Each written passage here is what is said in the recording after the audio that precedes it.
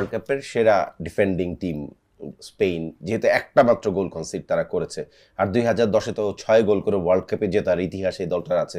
So তারা গোল খাইতেও পছন্দ করে না, খুব বেশি বেশি গোল দিয়ে একদম অপোনেন্টকে ভাসাই দিবে ব্যাপারটা তাও না। স্পেন খুব ক্যালকুলেটিভ ফুটবলটা খেলে মাঠে। সেরা অ্যাটাক টিম ডেফিনেটলি ফ্রান্স, এই ব্যাপারে কোনো সন্দেহ কারো ছিল না। সেরা ডিফেন্স এবং সেরা অ্যাটাকের যে লড়াইটা হলো, সেই লড়াই আসলে জিতলো মিডফিল্ড।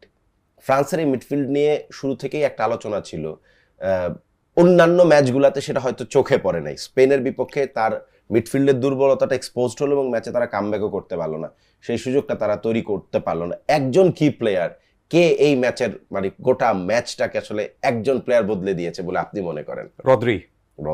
আপনি পুরো মাঠ জুড়ে তিনি খেলেছেন। আপনি দেখবেন যে শুধুমাত্র যে আপনি মিডফিল্ডে খেলেছেন তা না, তিনি যখনই প্রয়োজন হয়েছে, যে অ্যাটাক নষ্ট করার যখন প্রয়োজন ছিল তিনি সেই কাজটুকু করেছেন, এবং যখন প্রয়োজন হয়েছে তিনি কিন্তু আবার সেই অ্যাটাকে চলে গিয়েছেন।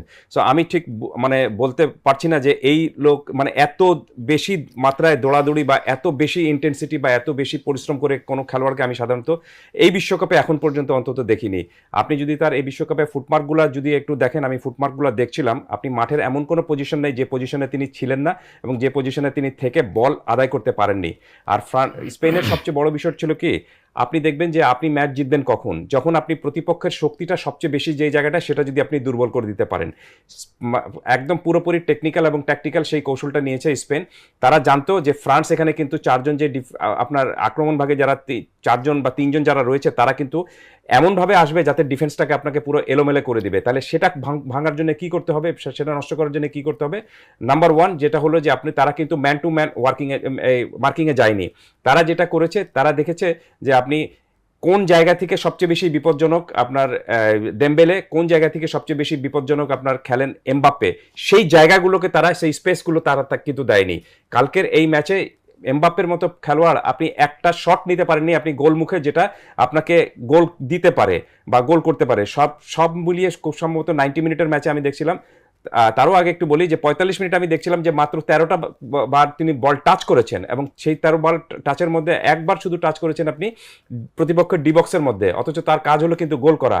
আর পুরো 90 মিনিটে তিনি 37 বল টাচ করেছেন। তো মাত্র 37 বল টাচ করেছেন, কোনো গোল পোস্টে শট নেই।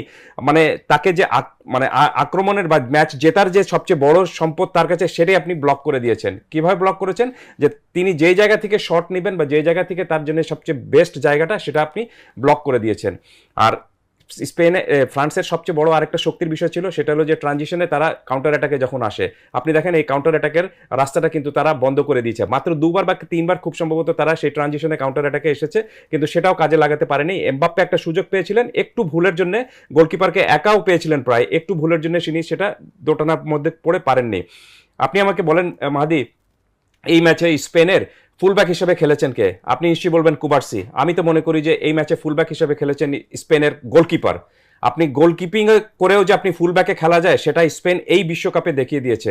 এত হাইলাইন ডিফেন্স তারা করেছে, এবং গোলকিপার কোন পজিশনে এসেছেন, it was a risk, no doubt it was totally রিস্কই। কিন্তু আপনি যখন বিশ্বকাপের মতো সেমিফাইনালে জিততে চাইবেন, তখন আপনাকে কিছু ক্যালকুলেটিভ রিস্ক নিতেই হবে। আর স্পেন নিচে খেলেছে, ফ্রান্স শুধু বলের পিছনে দৌড়েছে। এমিলি ঠিকই বলেছেন যে আপনি পুরো বল পজিশন কিন্তু সেরকমভাবে ছিল না, 49 এবং 51 এরকমভাবে ছিল। বাট তারপরেও স্পেন যেটা কাজটুকু করেছে, সেটা হলো যে আপনি দেখবেন যে নিজের খেলা খেলেছে আর ফ্রান্সকে খেলতে দেয়নি। এই যে তাদেরকে আপনি বলছিলেন যে তাদেরকে অ্যানাকোন্ডার মতো পেঁচিয়ে রেখেছে, আমি একটা স্টোরি লিখেছি, সেখানে বলেছি যে তাদেরকে বোতলবন্দি করে রেখেছিল। সো তারা বিস্ফোরক ঠিকই ছিল, এই চারজন আপনার অ্যাটাকার যারা ছিলেন তারা খুবই বিস্ফোরক, খুবই শক্তিমান ছিলেন, কিন্তু তাদেরকে আপনি যখন বোতলের মধ্যে রেখে ছিপিয়ে বন্ধ করে দিবেন, তখন সেই বোতলের মধ্যেই তারা খেলবেন, এবং সেটাই হয়েছে। So it was deserving victory স্পেনের, এবং স্পেন দেখিয়ে দিয়েছে যে শুধুমাত্র তারকা নিয়ে ম্যাচ জেতা যায় না। ম্যাচ জিততে হলে আপনাকে 1 থেকে 11 জনের যে একটা টিম রয়েছে, টিমের মধ্যে একটা সম্মিলিত শক্তি থাকতে হবে। স্পেন এই ম্যাচটা জিতেছে আপনি সম্মিলিত শক্তির ভিত্তিতে, এটা বলাই যেতে পারে দি এ টিম। আমি নিজে লিখেছিলাম যে এই ফ্রান্সকে ঠাকাবে একটাই মাত্র দল হতে পারে, সেটা হলো যে স্পেন।